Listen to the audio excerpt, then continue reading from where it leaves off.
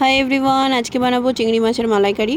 তো আমি একভাবে বানাই, তো আজকে অতনুতার রান্নাঘর থেকে এই রেসিপিটা আমি দেখেছিলাম, সেভাবেই আমি বানানোর চেষ্টা করছি। ফার্স্টে মাছগুলোকে নুন হলুদ আর একটু কাশ্মীরি লঙ্কার গুঁড়ো দিয়ে এটাকে ভেজে নিতে হবে, 30 সেকেন্ড মতো ভাজবো। অন্যদিকে একটা মশলা নিয়ে নিতে হবে, একটু মৌরি, কালো সর্ষে, কাজু আর একটু টক দই নিয়ে এটাকে মিক্স করে নেব।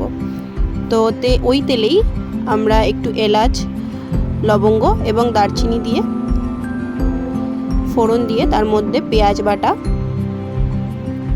বাটা 3 থেকে 4টে দিলেই চলবে, আমি যত পরিমাণ মাছ নিয়েছি। তো তারপর এটাকে ভালো করে একটু ভাজা ভাজা হয়ে গেলে তার মধ্যে আদা রসুন এবং কাঁচা লঙ্কা বাটা দিয়ে দেবো। তো এটাকেও একটু ভালো করে মিক্স করে তার মধ্যে পরিমাণ মতো হলুদ এবং পরিমাণ মতো লবণ দিয়ে দিতে হবে।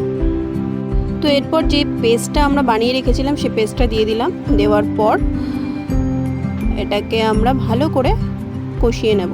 দেখতেই পাচ্ছেন যে তেল ছেড়ে গেছে সুন্দরভাবে।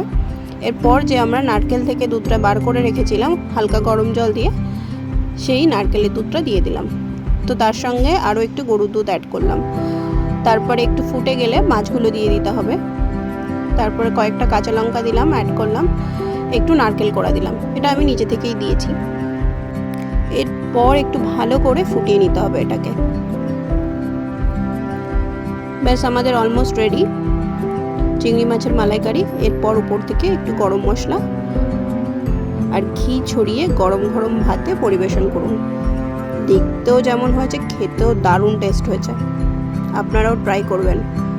টাটা।